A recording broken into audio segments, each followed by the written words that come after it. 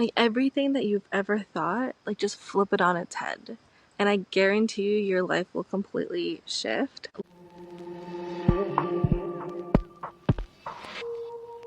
Last night I had a dream about masculine and feminine, and it was so cool because I saw it at the different air sign levels, if that makes sense. So like I was the Gemini, like in there with my multiple selves exchanging energy. And then at the Libra part, it was like looking at like the emotion. It was like glitter almost, like coming off of this person to going to that person and going to this person and that person. Like this glitter was just coming off of the people. And then at the Aquarius stage, I just saw the balancing of masculine and feminine energy, which is like one of the main things about being here in Grounded Spirits is how can we balance this energy so that we can have the structure and have the security and the safety while having fun, having that feminine energy flow.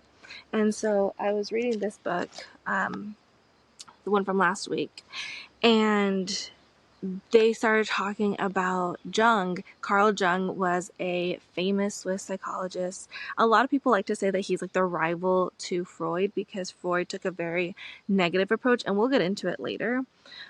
Whereas Jung, he looked at the positive. He was like very optimistic, and he thought that our dreams contained the secrets for ultimate fulfillment. So in my mind right now, oh my gosh, I have so many thoughts. Like I have so many thoughts that I don't know what to talk about, and so then it just ends up coming out like garbage because I'm like, oh, but this one. I feel like, you know, like those old timey telephone operators where they would actually literally have to connect the line for you. Like that's how I feel. I feel like I had this huge board with so many options, and I'm just like blah, blah, blah, blah, blah, blah, blah, blah, blah, and I'm like trying to come up with the best solution, but it's in real time, and so I get nervous because there's so many options, so I'm just like everywhere, you know. But the whole point, so my South Node is in Gemini, and so that's why I feel this way. And so I guess like my whole life's purpose is to be able to consolidate this mass amount of information that I contain to get one single thread, and this thread will be like this through line to help people on the journey to gain all of it. Like people, like I have too much and other people don't have enough, and that's why I've always had this like weird thing where like I have like this like ego trip where I feel like people perceive me as superior, and so then but then I feel awkward. I feel like that's not socially acceptable to feel superior. So then I like try to dumb myself down because I don't want to hurt anybody's feelings. So like my whole thing was like, how do I pump in all of this knowledge that's in my head? And even like saying that is like cringe to me because I'm like don't tell everybody that you know too much because like I don't know, then you'll be like a know-it-all and you'll be an outcast and it just like spirals, you know. But it's like not even about that. It's really about how do I take this vast amount of knowledge and streamline it so that it's accessible for everybody. Yeah, because it's like for like my data, let's say I have like a 100 million terabyte computer in my brain, whereas other people don't even have 512 megabytes. You know what I mean? And it's like yes, oh my gosh, I just like completely figured everything out. So I just I figured everything out, and then it like completely just like vanished because I had this like weird thing about being a performer versus being my normal self. And like when I get in front of a camera, I like, oh my gosh, like I have to like, you know. But when it's just me, like I'm just chilling. But the whole point about Grounded Spirits is that I want it to be like a chill place, like that graphic that you saw when you clicked this video, like our logo. It's 3 girls chilling under a tree on water, and like they're sitting on water. And it could be like one of those like the desert salt places where it looks like it's water but it's just salt, so you could actually sit on it and have that like that reflective thing. But in my head it's like actually water, because it's like grounded spirits with the mountains on top and then the river flowing through. I didn't really explain that last time very well, that our new set is actually out here in nature, because what better way to be grounded than to be in nature and to like have this connection. And it was so cool because coming down the mountain on my little hike to get here, I was like having this like connection with nature and just like really telling it like I trust you so much, and just like showering it with my love, and just like being so thankful for like bringing, like attracting me here, like the place where I had to park, but also the place like here where I'm at. Like nature really led the way here. So it was just so special coming down. And then nature, like in my head, said that that's all that they ever wanted. That's the whole reason why civilization is the way that it is, because nature wanted to know, do we actually, as humans, do we actually love nature for being nature, or were we just in nature because we had to be? I think I'm talking about Native Americans specifically, because I'm always thinking this, like, how did they not advance technologically as European nations? Because I know they're just as smart as European nations, but how come in Europe we had like the industrial age, and I think a little before that actually when this whole thing happened, but you know what I mean? Like, how did Europe, let's just use like Oxford University for instance, a whole university, like a whole structure, like the architect, like the being inside versus outside, that predates the Aztec civilization. Like that's just like mind blowing. And then you hear all the time that natives have been on this like specifically this land that I'm on right now for tens of thousands of years. Yet we only really know 2,000 years, maybe 3, if we're lucky, 10 years back on like civilization scale. So I'm like, how can you say that people have, like, I've never understood that. So if you know, please let me know, because I honestly don't know. But anyway, the whole point is that for grounded spirits, like the logo, it's about having that water and that mountain. So having the mountain be its majestic mountain self, the masculine energy, and have the feminine have its majestic self as being fluid and being able to go, and trusting that the earth underneath it will take care of it. So anyway, so I was coming down, and so that was what nature was saying, like that it all just comes back to them really, or to she, if we're saying Mother Nature, you know, that she just wanted to know that you loved her for her, and not because you were forced to.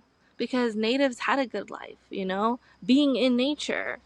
And the Aztec civilization made so many mathematic and scientific discoveries, but they didn't have that separation from nature. And that's why the Europeans thought that they were savage, because it was savage in the ancient, not ancient, but in the old meaning versus the now meaning. But yeah, it was savage to live in the land, to like be one with nature. Like that was just like so mind blowing, because humans, or Europeans, were like, to be modern is to move further away from nature, to show our superiority of nature, and to say that we are bigger and better than nature. And I think nature had to be like, bet, like, okay, if that's what you think, then I guess, like, what do you want me to do about that? If you think you're so superior, like, go for it. That's literally what nature did. And that's why, like, I keep hearing like, just let them. If people are going to make fun of you, people are going to be mean to you, people are going to do this, people are going to do that, let them. But you can't help but get hurt, you know? Like, if someone's being mean to you or not supportive or whatever, like, you can't help but, like, it stings a little, right?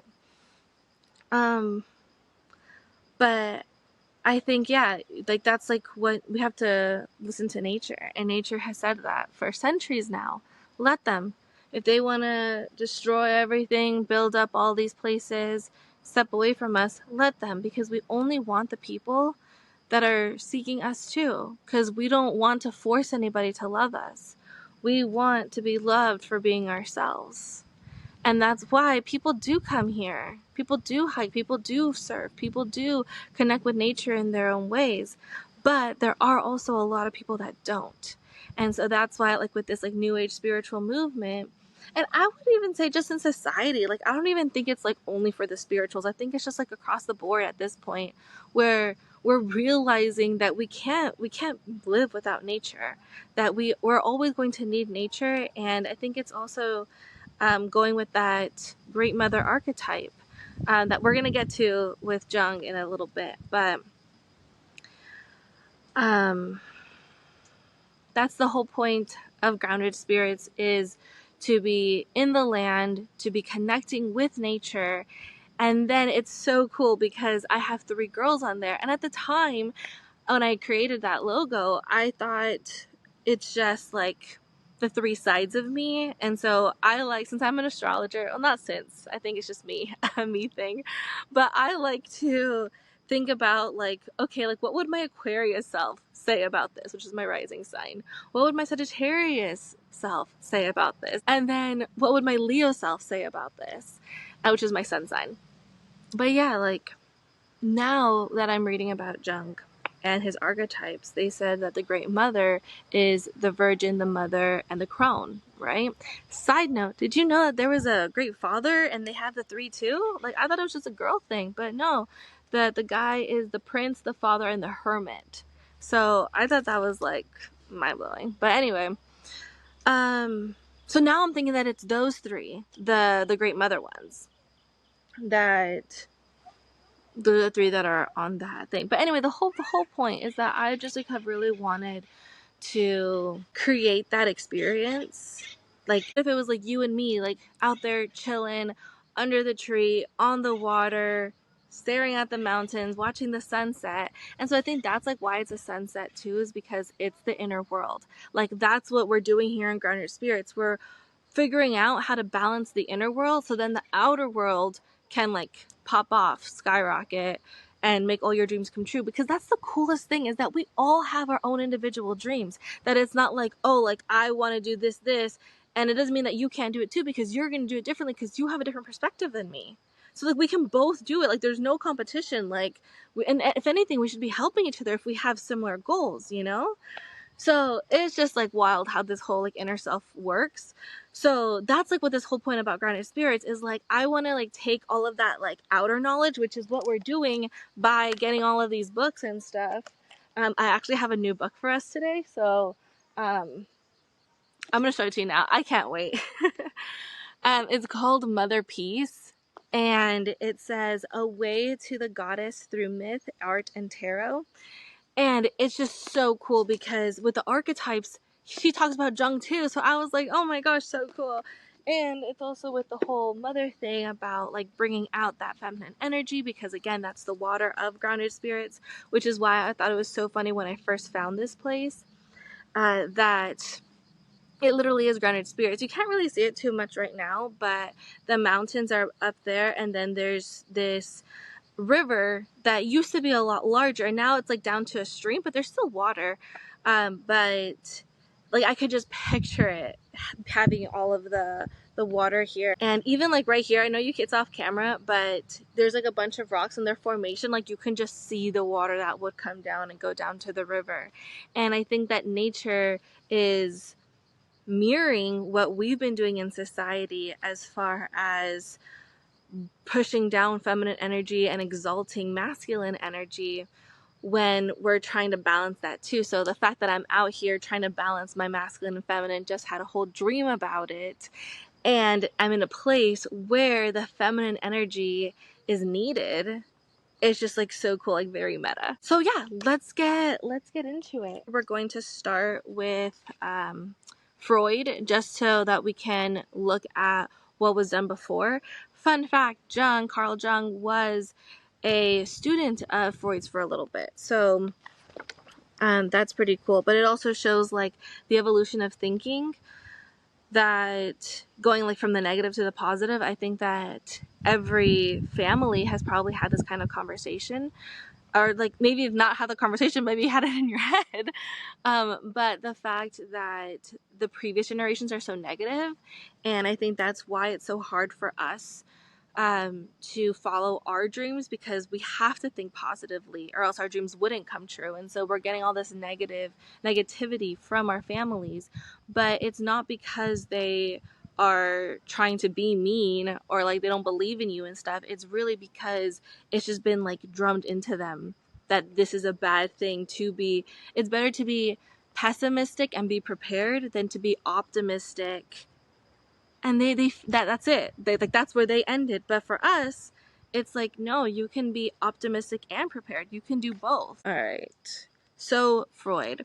So like I said, Freud was about the negativity. And so if you remember from last time, we talked about St. Augustine, and he was like really afraid of his dreams because he's like, can God punish me for what goes on in my dream? Like if I have a sex dream, am I going to get punished for it? Like, is that something that I need to confess to or like feel guilty for? But we've talked about it before, where you can't have any any guilt or shame about things, because as long as we're learning from it and growing from it, then it's okay. If we do the same things over and over again and we still feel like guilt and shame, then I feel like that's more of a societal thing. I think it really has to come from within. But anyway, so Freud was really the first one to take like the inner world seriously. And so what he called it was the unconscious versus the conscious self. So Freud was saying that we think we know like a whole tree worth of knowledge, but that's only one tree of the whole forest. And so why don't we want to know the whole forest? Like, why do we only want to know one tree? You know? So Freud was really the first one to do that, but he thought it, and honestly, he was probably right. Like I'm saying, like, oh, he's so negative, but he probably, what he was looking at was negative, because what he was looking at, the unconscious, the subconscious, all of that, the inner world, he was looking at everything that people have repressed, all of the trauma, all of the hatred for the self. He was unlocking, I just want to keep using the word trauma, but like, he was unlocking so much pain and so much hurt and so much shame and so much guilt and so much fear. Oh my gosh, he unlocked so much fear. So honestly, he is pretty brilliant to even take this world seriously. Yeah. Because I'm over here thinking that like my PhD is going to look at the inner world and the outer world, and like, how can we use the knowledge from the outer world in the inner world, which is a lot of what we do here on Grounded Spirit. So I think this was like my test run. And now I want to see, oh my gosh, that's actually so cute. So me being a scholar, being a researcher, I did this work through looking at outer knowledge and converting it into inner knowledge. So what I want to know is, who else is out there that's like me? And so what I'm doing is I'm interviewing people, professors actually. They're going to do like a survey, and then I'm going to do an oral history to understand if they did if they're doing what I'm doing, like using their outer knowledge to inform their inner world. So understanding, does somebody in the humanities, do they have the same understanding of their inner world as somebody in math?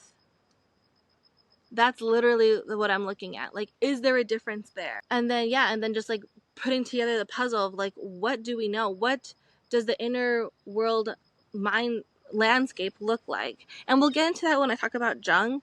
But with Jung, he started to do what I'm trying to do now.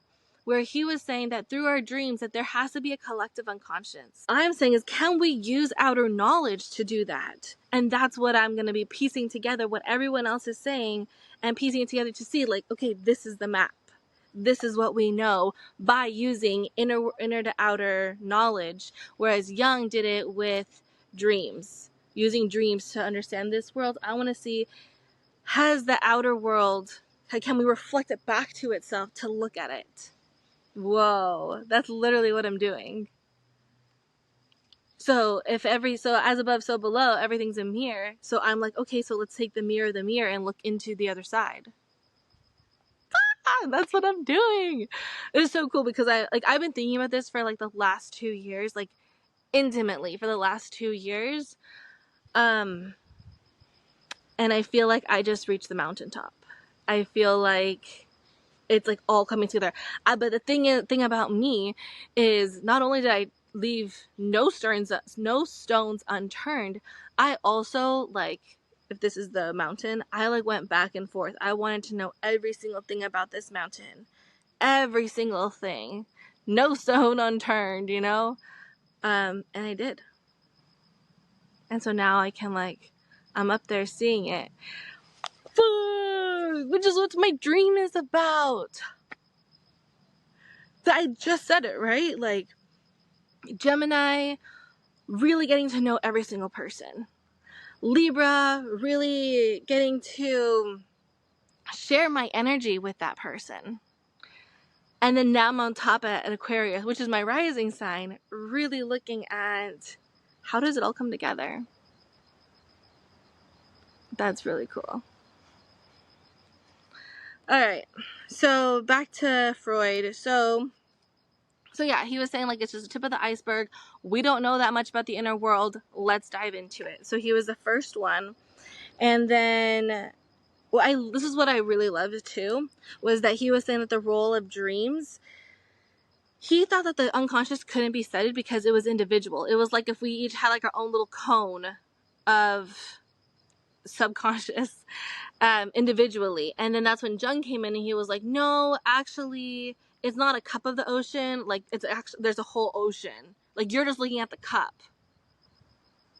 of water, but there's actually so much more out there. And the way that Jung was able to do that was by looking at dreams, that these archetypes, these things that just, these symbols that just kept coming over and over and over again, that he's like, no, like, they're not looking at their own individual cup. They're looking at into the ocean. And that's how they're getting these dreams. But anyway, so this is what Freud said. This is on page 40. It says that Freud describes them as being, in essence, the hallucinatory fulfillment of a forbidden wish. So if you have a sex dream about somebody, then, like, it's like a forbidden, it's like a little desire that you secretly wanted it, when it probably didn't have anything to do with them. It was just like what was there. But I had, like, in growing up, like in school, it wouldn't be sex dreams, but like one time in middle school, I had this dream about a guy who I like never liked. Like, he was, not that he was weird or anything, like he was fine, but like I just wasn't attracted to him until I had this dream. And then the next day going into school, I was like really giddy around him. And I'm like, what? Like, I actually like him? Like, it was like this whole thing in my head in middle school that came because of a dream. And then it happened again in high school. But at that point I had already thought about liking him, and I didn't. So then when I had that dream, I was like, okay, like I just kind of like brushed it off. But that middle school one, that one really tripped me up for the longest, because I thought, like, Freud thought that your dream is like a forbidden wish, that like somewhere deep in the subconscious, some part of me wanted to like this guy, when that really wasn't the case. It was probably more of like an attribute that I thought of that person that was being reflected back to me, which is what we'll get into with Jung. Jung also says that when you're dreaming about a ship and crew on the ship, and then there's the ocean, if you have a dream like that, it could be anything, you know, you're at the store, you're at the classroom, I don't know, but just that every single part about a dream, that they're all you. So it's not just the people that are in your dreams that are you, it's also like the place, the setting, everything about it is all you. So if you're having dreams about cars, that's just representing you. That's crazy. So I have known so, how do I say this? This last year, so many people in my life who had prominent Capricorn placements have had car troubles. And I never understood why. And it just all clicked to me right now, because when I was saying right now about that every single part of a dream is you, and so then when I said car, I'm like, oh my gosh, I have had a lot of dreams about cars. And it was so weird because actually right now, before I started recording, I was sitting up there in my car. I was putting my shoes on to come down here, and it felt like how it felt in my dream, where that's where I was, and then all of a sudden, because the car was still on, but I had like put it in park, I had put the emergency brake on and everything. And in my dream though, even with those two things on, the car still like backed up into traffic, and we didn't crash though. He just kept like driving, and like, whoa, that's weird. But yeah, like I was protected. So right now when I was sitting up there in the car and I felt that, I was like, oh, so the car is like the masculine side of me, because I was just finished reading this one about anima and animus. And so if you don't know what that is, let me tell you about it, because it like blew my mind. So I was talking about, with grounded spirits, about balancing the feminine and the masculine, right? So with the feminine and the masculine, it means that me as a female has masculine parts of me. And what trauma does is that it brings those masculine parts out of me and like serves as like a shield, like it protects me, it like puts me in glass, if you will. Like I'm so precious that my masculine energy has to come out and protect me, because something along the way of my life, I didn't feel safe by the masculine energy in my life, maybe, I don't know. And so I had to have this like protective covering. But I don't think that it was like my dad's fault or anything like that. Like I have a great dad, like he's amazing. But I think it could also just be like living in the patriarchy, like things like that, where you don't feel safe in the masculine energy around you. So I don't think that I'm alone in feeling this like protective self. Oh my gosh, I'm not alone, because everybody self-sabotages. And if not everybody, a lot of people self-sabotage. Yeah, so it's really just so we live in the patriarchy because we don't trust each other, we don't trust ourselves, we don't trust anybody or anything, and so we feel like we need to have this protective self over it. Interesting. So anyway, all of that to say that that's the animus that's living inside of me, because I'm a woman. So if you're a man, then you have the anima living inside of you, which is the female part of you. And I think like I do think that it'll only go like that. So if you're trans or part of the LGBTQ plus community, then what it is that there's like an imbalance, and that's why you don't feel like you're in the right body.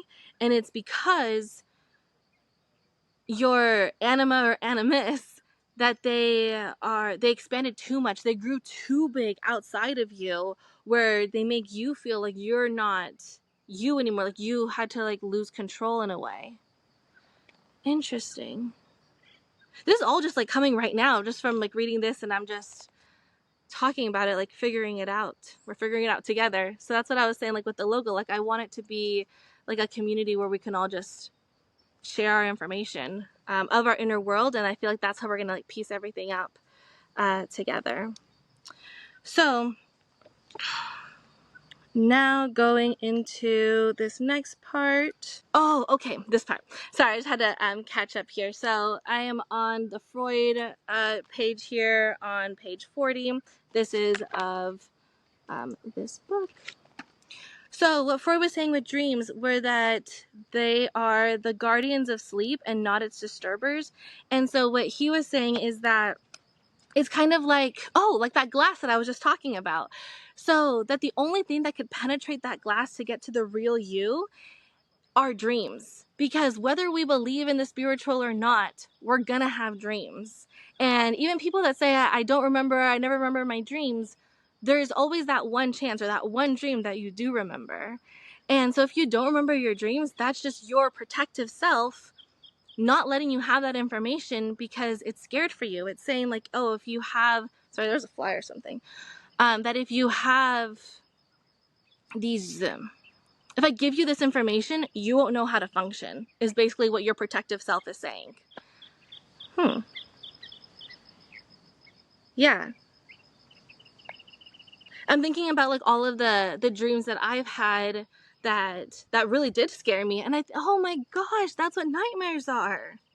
That it's information where you're like, I'm ready for the information. Give me the information, universe. Then you have a nightmare and it's like you weren't ready for that information. That's the information that will come across as negative, even if they're giving you the universe is giving you the information nicely, you're still going to see it as negative, and that's when it turns into a nightmare because those are your fears. And that's why they always say in all of these books, and this one and my other ones, that you have to confront your nightmares and your dreams because that's where it's safe to. It may not be safe in the real world to go up to a lion if the lion's chasing after you. Even though I saw a video and I did post it on my Instagram on Granite Spirits, that there was this lion chasing after like a buffalo or something, and then they crossed this road, and then the buffalo turns around and like stomps up, and then the lion like cowers down and runs away. I was like, what? Like they can do that? And it all just goes with what I said last time when in my dream, when I was like cornered, I couldn't do anything, and then I hear the voice say like, just use your fire blasters. I'm like, what, I have fire blasters? Like that doesn't make sense. And then the voice said like, oh, you're in a dream. Like this dream completely changed my life, so I'm going to be talking about it a lot. I brought it up last time. I just did an interview on a polymath's place, so you should go check that out. I think it comes out in 2 weeks or something.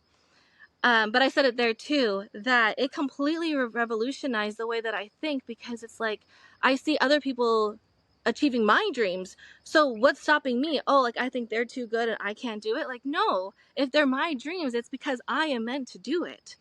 And it's about switching that mindset and knowing that you can be that buffalo and stand up for your dreams. And all circling back to the nightmares, that nightmares are a safe space for you to confront your dreams so that you can get out of this protective glass and that you won't need it anymore. You'll be able to just know based on yourself. So something that I was thinking about earlier was, we say that the gut is like the second brain, or that like the heart wants what it wants. Yet it's the mind, the one that makes all the decisions. So what I was thinking about was, with soul, mind, body, and spirit, what would be where? So I'm saying that the soul is the heart. So the heart wants what it wants. That means that it's your soul wanting this thing. And it could be because they are soulmates, or it could be that you need to cross this bridge and this is the obstacle. You need to learn from this person so that you can get over here to your soulmate. That's why it's like very heart-based. The mind is the mind, right? So very logical, thinks everything through, maybe overthinks. And then we have spirit. So spirit comes, you can't see it, but spirit comes from the solar plexus. In my Carlos Castaneda books, he describes it as these like light fibers that come out of the abdomen and can hold on to things. But I think it's just about love. And your gut will tell you if something is love or if something is fear, if something is real, if something is inauthentic or fake. Your gut will just know. Interesting. So that even goes for like if you're a drinking diet versus not diet, you can tell when something is fake. And you can do that same thing with a person. You can tell if somebody is fake. That all comes from the gut. That's all spirit. Like analyzing everything around you. And I feel like that's where trust comes from. And that's why a lot of people have tummy issues when it's talking about fat, or people are talking about like, oh, you eat too much and so it's around the midsection. But what if it has nothing to do with that? What if it's just about like shining your light because the light comes from the midsection? That's interesting. And so then that would be the gut. The gut can figure this out based on the energies around and based on that light. And so yes, it is about like shining your light and like being the center of attention and all of that stuff, but I think it's also just about loving. Like love is light from Twitches, you know? Yeah. All right. Oh, so that's what I was saying with Freud and the dreams. So that the dreams are the guardians of sleep and not its disturbers. So it's only going to give you dreams that are things that you can handle and giving you little messages about like what decisions you should make, where you should go next, things along that. So this book, Learn to Dream, it's a dream journal that I created, and it is so meticulous. Like you will know everything about your dream. I have you title your dream, come like talk about the emotions that you had, any thoughts that you might have had about the dream or when you first wake up, and you track it, and you get so much good data that you will become not only a better dreamer, but you'll also become a lucid dreamer by the end of it. But yeah, so that's what Freud thought about dreams, that they're only going to show you what it thinks that you can handle, and that you shouldn't be afraid of your dreams because they do hold like the key to this inner world, but that it's hard to how do I say this? Well, Freud was saying that it was like that everything was negative, and so everything is hard. So it's like hard to like have these dreams because some part of you is living this. So that's like my own theory about dreams, is that they are like different timelines that I could have been in, or like that the other me's, if you're thinking like with Rick and Morty, like the citadel of Ricks, that is how I picture it in my head too. Like there are other Lauras living around the world that are experiencing these, and my dreams are like our connections. Like they're having dreams about this right now. And what's weird is that that's how like premonition dreams work too, because if you like the dream, you could like opt, and even if you don't like it, maybe if you just have like an intense feeling towards it, or maybe it's your soul wanting to let you know beforehand because it is going to happen, you have no control over it. But when you have a dream and then it's a premonition dream, it's going to happen in real life, you could opt in, or like I said, the other reasons. Okay, moving on. So we have Jung here. He was born in 1875 and died in 1961. And he said that the general function of dreams is to restore our psychological balance. So like with this whole masculine feminine energy thing, that in our dreams they might be hyper masculine or hyper feminine in order to balance what we are in the real world. But what I'm saying is that what if we helped out? You know, like what if we worked on it on the outer world, so then our dreams could take us to the next level, with all what we want, not with all of these detours that we need to learn and all this trauma that we need to unpack and all these, you know, all these other things. Like I just want to live. I just want to be happy. And I mean, like who doesn't? But the way that I see it, because people are like, oh, well, it's never going to end. But I see it like being sick and healthy. Like, are we all always dying? Yes. But can we still enjoy life and like dance to the grave? You know? Like it doesn't have to be that we're using our life and being sick. And I think that every sickness, every single disease, there is an inner world tied into it. So there's something that's happening in your inner world, and that's why you're sick on your outer world. And yeah, that's the whole thing, is how to balance that on the outer world, so then your inner world can be working on the next thing to make you love your life and live your dreams and feel free and happy, which is all about grounded spirits, right? We're learning how to ground ourselves so that we can have that dream life. Because who doesn't deserve their dream life? Like we have these dreams for a reason. So why don't we let ourselves have these dreams? Okay. Yeah, so basically that's what Jung was saying, that it's about restoring that inner balance and understanding that. We already talked about what he was talking about with the collective unconscious, and that's what he's talking about here that it's the largest and deepest area of the psyche, and that we're all connected because we're all human. But I would even go as far to say that animals dream. Like, you see it with your pets, you know, their little paws be moving, you know. So I think that every single spirit, so all of these plants that like are spirits, because anything alive has a spirit. Actually, I would say that every single thing, even this phone, even a car, even a rock. Da Vinci thought that rocks had spirits too. And you even see it like in Frozen, you know, like they are animated, they have a spirit, like, and everything everything has a vibe, is basically what I'm trying to say at with spirit. And so again, that's where it comes from, the solar plexus, and it shoots outward. It's all spirit. Okay, so now we're going to briefly go over the archetypes of Jung, something that I've been saying we're going to do the whole episode. We're finally here. And with these archetypes, I'm going to briefly describe them, and then we're going to be going into them a lot more in depth by using this book. They talk about them briefly what I read so far was very brief about the archetypes, but they go into it at length. So I'm going to be reading this book this week, so then we can talk about it. So if you wanted to check it out, we could talk about it together. That would be cool. It's called Mother Peace by Vicky Noble. I'll also post it on my Instagram at Grounded Spirits, so you can check it out there. So the archetypes. The first one is the persona. So it's basically, who do you see yourself as? So what is the mask that you put on to feel accepted in the world? And for me, it was always the researcher. I was very much in that role because I didn't want to like share all of this inner world, all of this like astrology and tarot. Oh my gosh, I forgot to pull cards today. Let me do that first, actually, before we go into the archetypes, because it'll help us with it. Because that Mother Peace book, it's about tarot, and so it gets into all of those, all of the archetypes of tarot and how they all kind of came about. And with the Jung archetypes, he was also an astrologer.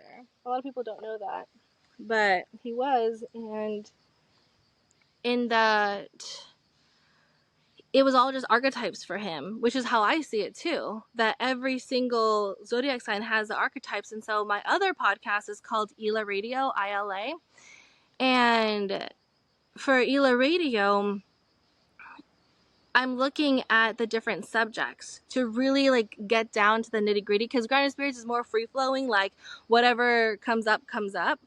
But for Ela, it's more of, I used all the subjects, I divided it up into the 12 months, and I paired them with the zodiac of the month. So right now in August, we're doing performing arts, literature, and leadership. And so I've been going to museums almost every day and trying to learn about these three subjects through these exhibits. So if you want to check that out, you can go to Ela Institute on TikTok is where I post the videos for the museums. Ela Radio is where I'm going to be having guests on that are experts in these three fields, and I'm going to use astrology to understand like what led them to pick this field, how did they end up here, basically, and does their astrology have a role in that? All right, time to shuffle our cards. So what I'm doing here with that book, that Mother Peace, is saying that, a lot fell out. That Mother Peace book are talking about the different archetypes and understanding, but she's going one by one with the tarot cards. So it'll be really cool to see what they say about all these, because I mentioned last time that I'm new at tarot, and that's why I wanted to incorporate it into the show, because we do focus on spirituality, on astrology, on things like that, and tie it to like outer world academic knowledge. But I have had these cards for a long time, but I just only use them on occasion, and when I do use them, I put it into ChatGPT, or I have tarot books that will just tell me, or read the little pamphlet that comes with it. But I really wanted to get to know it for myself, so that's why I picked up that book. Another reason for you to read Mother Peace. I haven't read it yet, so I can't even like say, but anyway. All right, let's see what we got. So we got the Queen of Swords. Swords is an air sign, and it's for knowledge, you know? So I got the blank card. A One of Swords. So again, using that knowledge. The Tower card. So completely demolishing completely demolishing the way that we view the outer world in connection to the inner world. And then we have the Page of Wands, I believe. I don't know too much about that, but I think the whole reason why we pulled them was to know the archetype, so I guess we're gonna do it. All right, so we have the Page of Wands. Here they call it the Knave. Companion, falling in love, royalty, and help. I said royalty, it's loyalty. But this is like very much like Leo energy, and you can kind of see it on like the, see how it glows? It's like the spirit coming out. So it's that whole spirit thing I was talking about earlier. So that actually honestly pretty much, that does help. Oh, actually this helps out a lot. This is how we're going to do the archetypes. That's really cool. Okay.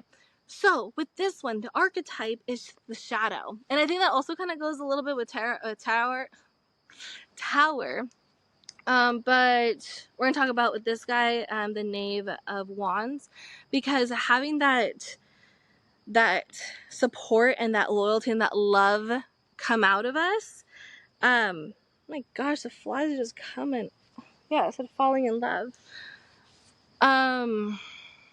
Is the shadow, because we have shadows. Like you can see the shadow right here, like from where the sun is, and then where this like hillside is that's covering the sun on this side. The reason why there's this distinction is because the sun, like the light is outside of the self. So if the light was here, I would have a shadow behind me. But if the light comes from within, then there would be no shadows. And so like, let's say that this tree suddenly became the sun, and it's right here in the center. There would be no shadow around it. And so that's what the Page of Wands is trying to tell us, that we can overcome the shadow, the archetype that that Jung came up with. And people say this all the time, oh, I have to work on my shadow, I have to do my shadow work. All that is just loving every single part of yourself and being loyal to yourself and becoming a companion to yourself. So again, with that anima animus thing, it's loving all the different sides of yourself, so that you can just love yourself and just be yourself. And then once you are yourself, then all your dreams are going to come true. Isn't that crazy? It's just about becoming your most authentic self, and then your dreams are just like handed to you on a silver platter. That's insane. But it's true. Like, I'm literally in the process of doing it. That's cool.